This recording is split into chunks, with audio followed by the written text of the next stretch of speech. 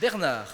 Bernard a une mission tout à fait spécifique. Je vous ai dit qu'il était en Algérie, ensuite l'an dernier en Égypte, et c'est quelqu'un qui est très humble. C'est un prêtre jésuite. Il travaille dans l'enseignement en Égypte actuellement dans un lycée, et il se sert 3 écoles primaires, pardon. Et tous les matins, il se sert de sa guitare. Et il se sert de sa guitare et il fait chanter, donc, mais il a une mission qui est extraordinaire, alors je lui laisse la parole. Tu as pas le micro tu l'as rendu. Bon, tiens, tu peux me passer le micro? Tu seras plus à l'aise. Voilà. Merci beaucoup. Bien. C'est toujours difficile de retrouver le continent quand on a passé plus de 30 ans de sa vie ailleurs qu'en Europe. Il faut se réadapter. Mon pays, c'est l'Algérie. J'y ai passé 29 ans. J'avais appris l'arabe avant de partir parce que j'avais fait le choix en 1983 d'apprendre l'arabe pour pouvoir venir dans les pays arabes. Et donc, j'étais préfet d'un collège assez connu puisque ce collège a fait le film Les choristes. La chorale du collège du Centre Saint-Marc à Lyon et la chorale qui chante dans le film Les choristes.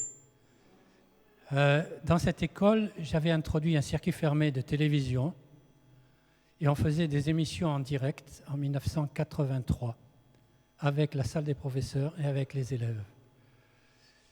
J'ai appris à faire de la photo quand j'avais 5 ans. J'enseigne, entre autres choses, l'utilisation des images et des sons, en particulier dans la première enfance, l'éducation des maternelles.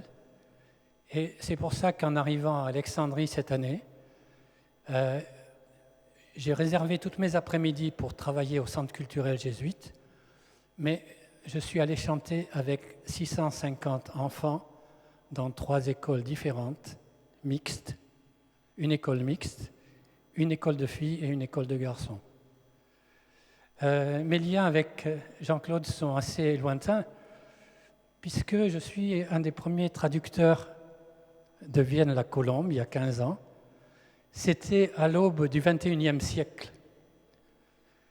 Et cette année-là, nous sortions en Algérie des années terribles après la prise de pouvoir, donc la suppression des élections, le passage à l'armée islamique armée, au GIA, et à différents groupes qui ont mis à feu et à sang le pays pendant des années.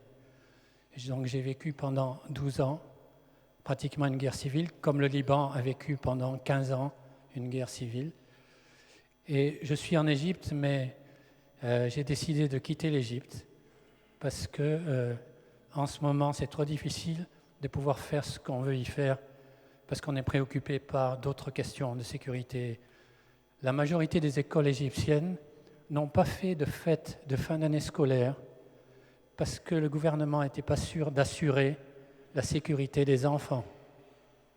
Donc, même dans les écoles où j'ai travaillé, il y a une seule école qui a fait l'anniversaire de fin d'année.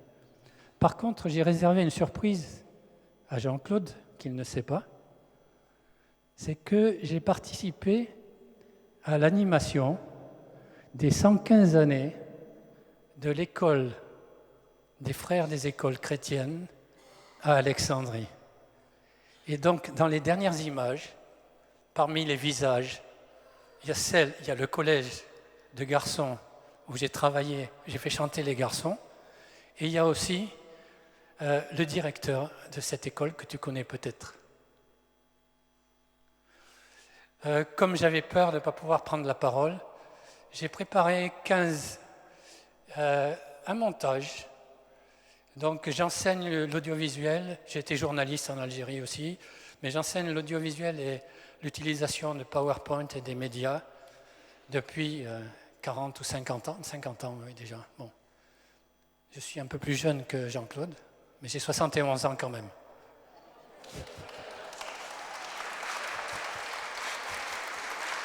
Voilà.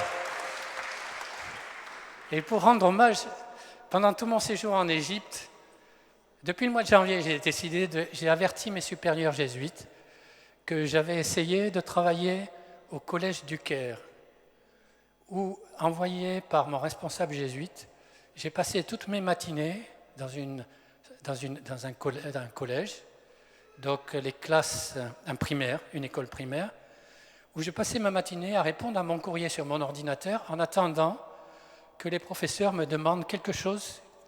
Je suis intervenu une fois en public dans cette école, alors que le directeur m'avait dit « tu peux chanter quand tu veux tous les matins », mais j'ai chanté que 2 ou 3 fois dans cette école. Et par exemple, un autre élément qui m'a fait décider de ne pas rester au Caire l'an dernier, c'est que quelque chose qu'on appelle aujourd'hui Smart Board, c'est un tableau multimédia avec lequel on peut faire sur un écran ce qu'on peut faire sur un écran d'ordinateur, c'est-à-dire préparer un diaporama et déclencher les diapositives avec le doigt. J'avais un tableau comme cela en Algérie, et quand je suis arrivé au collège du Caire, l'appareil était sous clé. On nous a fait une formation, 12 heures de cours, sans aucun travaux pratiques.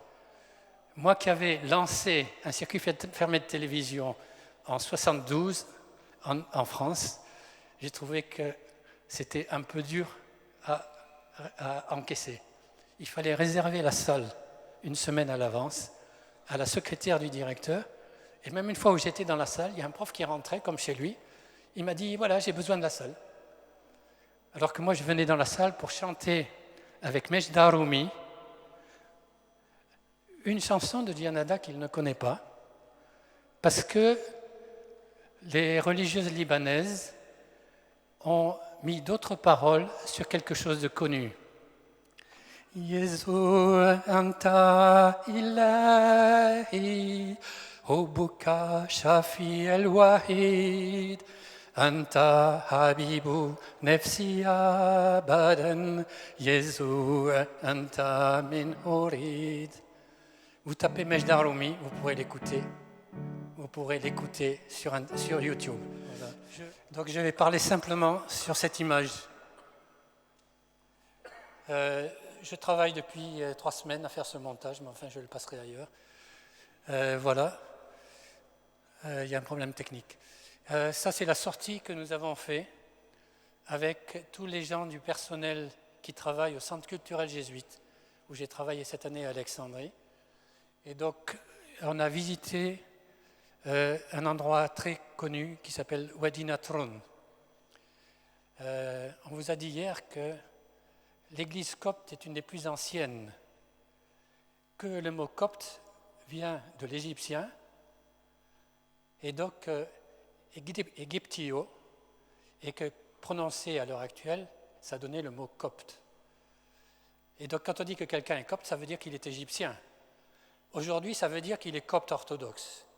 Il y a à l'heure actuelle 90% de la population qui sont des croyants musulmans, c'est-à-dire qui sont nés dans l'islam et qui pratiquent l'islam plus ou moins, selon les pratiques, parce que les pratiques de l'islam peuvent varier dans la même famille. Par contre, l'église chrétienne existe. C'est même une des plus anciennes églises, puisqu'on dit que c'est Saint Marc qui a évangélisé Alexandrie, la ville où j'étais. À l'heure actuelle, on considère qu'aujourd'hui encore, il y a 8 à 12% de catholiques en Égypte. L'Égypte, j'ai repris des statistiques d'un livre récent de quelqu'un qui est toujours à la télévision, qui s'appelle Sfair, mais qui malheureusement n'a pas mis les sources de ces statistiques. Il met 55 millions d'habitants en Égypte. Il y en a 96 millions cette année. Donc c'est un des pays qui se développe le plus. Et sur ces 96 millions, il y a 12 millions de catholiques, en gros. C'est une des églises qui doit se battre pour exister. J'ai sur mon ordinateur un film qui a été réalisé par un Syrien et que j'ai sur mon ordinateur qui s'appelle « Ruines d'une ville ». C'est le moment où pour combattre les chrétiens, il y a des gens qui ont brûlé une église au sud de l'Égypte. Et c'est un réalisateur du nord de la Syrie qui est venu faire un film en Égypte et qui m'a donné son film, qui est sur mon ordinateur. Voilà. Et je suis heureux parce que j'ai lu dans un livre qu'il est formidable d'aimer, qu'à certains moments donnés, certains avaient eu des choix à faire dans leur vie. Ils étaient dans l'éducation, dans les collèges, et après ils ont décidé d'aller chanter dans tous les pays. Voilà. Et alors parmi les propositions, c'est d'aller chanter avec ma chorale d'enfants d'Alger dans tous les pays arabes. On applaudit le Père Bernard Mallet.